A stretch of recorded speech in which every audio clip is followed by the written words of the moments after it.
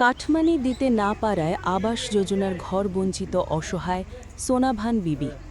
প্রশাসনের ভেরিফিকেশন ও স্বচ্ছতা নিয়ে উঠছে গুরুতর প্রশ্ন। সরকারি আবাস যোজনার মাধ্যমে গরিব মানুষের মাথার উপর ছাদ দেওয়ার কথা বলা হলেও বাস্তবে সেই স্বপ্ন অধরাই থেকে যাচ্ছে বহু অসহায় মানুষের কাছে। তেমনই এক করুণ ছবি উঠে এলো মালদা জেলার কালিয়াচক ৩ ব্লকের ৫৪ নম্বর বিধানসভা এলাকার পার দেওনাপুর সভাপুর গ্রাম পঞ্চায়েতের চৌধুরীপাড়া গ্রাম থেকে। ২৪৭ নম্বর বুথের বাসিন্দা সোনাভান বিবি ৩ ছেলে সন্তানকে নিয়ে আজও একটি জরাজীর্ণ ঘরেই মানবেতর জীবন কাটাতে বাধ্য হচ্ছেন। বৃষ্টি হলে জল ঢোকে, শীতে কাঁপতে হয়, অথচ সরকারি আবাস যোজনার তালিকায় তার নাম আজও নেই। দুবার আবেদন, তবু নেই ঘর। সোনাভান বিবি জানান, তিনি বাংলার আবাস যোজনা এবং প্রধানমন্ত্রী আবাস যোজনা এই দুই প্রকল্পেই দুবার আবেদন করেছিলেন। সমস্ত কাগজপত্র ঠিক থাকলেও আজ পর্যন্ত তার নামে কোনো ঘর মঞ্জুর হয়নি। অথচ এলাকাবাসীর দাবি, সোনাভান বিবি নিঃসন্দেহে একজন প্রকৃত যোগ্য উপভোক্তা। স্বামীহীন অসহায় অবস্থায় ৩ ছেলে নিয়ে এক ঘরে বসবাস তার দারিদ্র্যের বাস্তব প্রমাণ। ৫,০০০ টাকা কাঠমানির অভিযোগে চাঞ্চল্য। সবচেয়ে গুরুতর অভিযোগ উঠে এসেছে ঘরের নাম তোলার বিনিময়ে ৫,০০০ টাকা কাঠমানি দাবি করার বিষয়ে।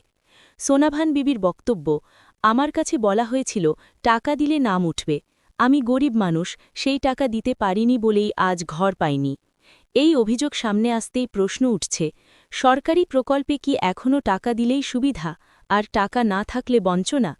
ভেরিফিকেশন নিয়ে অস্বচ্ছতা। ঘটনায় আরও রহস্য বাড়িয়েছে ভেরিফিকেশন প্রক্রিয়া। সোনাভান বিবির দাবি, ভেরিফিকেশনের জন্য যারা এসেছিলেন তারা কি দেখে যাচাই করেছেন, কি রিপোর্ট জমা দিয়েছেন সে সম্পর্কে তাকে কিছুই জানানো হয়নি। তিনি বলেন, যদি সঠিকভাবে ভেরিফিকেশন হতো তাহলে আমি অবশ্যই ঘর পেতাম। এতে প্রশাসনিক স্বচ্ছতা নিয়ে বড়সড় প্রশ্ন উঠেছে। জনপ্রতিনিধি ও দপ্তরের নীরবতা। সোনাভান বিবি স্পষ্ট করে জানান, আজ পর্যন্ত কোনো এমএলএ, বিডিও বা প্রশাসনিক দপ্তর থেকে তার জন্য কোনো সহযোগিতা করা হয়নি। বারবার আবেদন করেও কেবল আশ্বাসই মিলেছে, বাস্তবে কোনো ফল মেলেনি। মুখ্যমন্ত্রীর কাছে শেষ আশ্রয়। চোখে জল নিয়ে অসহায় এই মহিলা রাজ্যের মুখ্যমন্ত্রী মমতা বন্দ্যোপাধ্যায়ের কাছে সরাসরি আবেদন জানিয়ে বলেন, আমি কোনো কাঠমানি দিতে পারব না। আমি শুধু সরকারের একটা ঘর চাই, যাতে আমার ছেলেদের নিয়ে মাথা গোজার ঠাঁই পাই, মানুষজন মতো বাঁচতে পারি। সরকারি প্রকল্প যদি সত্যি গরিবের হয়, তবে সোনাভান বিবির মতো অসহায় মানুষের মুখে কবে হাসি ফুটবে, সেই দিকেই তাকিয়ে মালদার মানুষ। আপনি কি ঘরের জন্য আবেদন করেছিলেন এর আগে?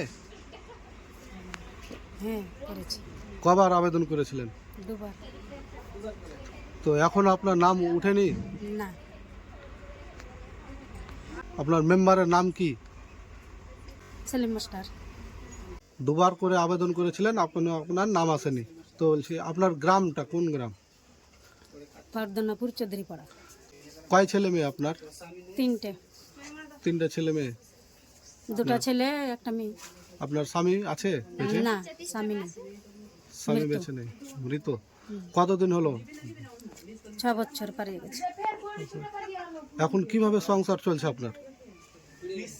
বেড়ির ওপরে শুধু, এখন ইনকাম নেই।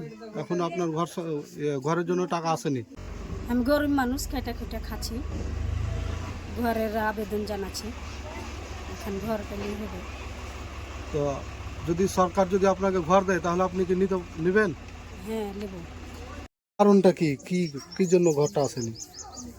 টাকা দিনই, ঘর আসেনি। টাকা এর আগে চেয়েছিল তোমার কাছে? হ্যাঁ। যে কত টাকা চেয়েছিল? 5,000।